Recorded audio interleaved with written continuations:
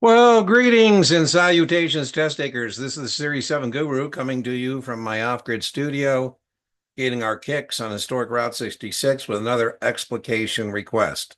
If you have an explication request, send it to explicationrequest@guruexamprep.com. This is about convertibles. You're certainly going to get a one or two convertible questions on your Series 7 exam, and you can't be fumbling around with how to calculate parity, for example.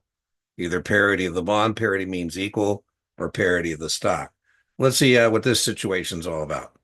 A customer purchased 10 ABC 9, so that means 10 bonds. ABC is the issuer, 9% is the coupon or nominal yield.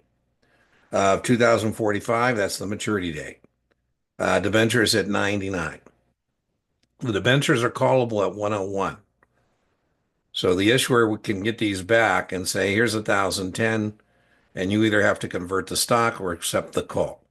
Right. So it looks like it's going to be what it makes the more economic sense to either, convert the bonds or, let them call them away and take the 1,010 per bond. The conversion ratio is 40. Now they're being nice. I wouldn't expect on the exam for them to give you the conversion ratio. Here it's stipulated. But a lot of times on the exam, you actually have to figure that out because they'll give you the conversion price and you say, bastards, I need the conversion ratio. Here you say, thank you very much. It's given information. All right. Sometime later, the debentures are called. So I'm your broker and I say, hey, you know those ABC convertible debentures we bought at 99? They've been called. And they're callable 101, 101% apart, 1,010. So, the reason I called we have to decide is do we want to convert or do we want to accept the call? If the stock is worth more than 1,010, we'll say we'll take the stock. But if the stock is worth less than 1,010, we're going to say, you know what? We'll accept the call. So it's about the economics of this situation. All right, well, let's go through the economics of this situation.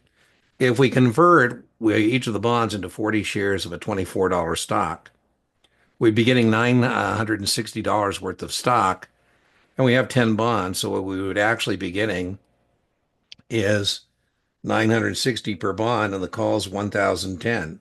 So that does make economic sense. In total, if we did it in total, I like to do things on one at a time.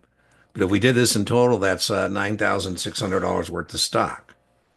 So here we certainly do not want to convert into the stock because the economics don't make sense to get $960 worth of stock per bond.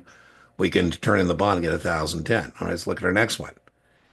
Tender the bonds. That sounds like what we should do, right? If we accept the tender, right? By the way, it's forced. I mean, you got to do something. You can either convert or you can tender. So that would give us 1,010 on, it looks like I have a typo here, 10 bonds. My math is correct. It's just I got 20 there instead of 10. It's 10,100. That's better money, right? Wait for a better offer. No, there is no better offer. That's just nonsensical. Our last is sell the bonds at 980. Why would you do that, right? So it looks like what we should do is tender the bonds because that makes more economic sense, right? So this is the type of question where you were in the end are asking, what are the economics? Do we accept the call? This would be the same type of question, by the way, if it said at maturity, right? And at maturity, they're going to give you par and you do the same thing. You'd have to figure out what is worth more money, the stock or the bond, right? Because if at maturity, the stock's worth less than par, you're going to say, I want my money back. But if the stock is worth more than par at maturity, you're going to say, give me the stock. All right. Well, remember, inch by inch, your exam's a cinch, yard by yard, your exam is hard. I will link in the video description and to a pinned comment an entire lecture I have on convertible bonds. Check that out. Like I say, biggest thing for you to be able to do as a test taker is not be fumbling around with how to calculate parity. Talk to you later. Bye bye.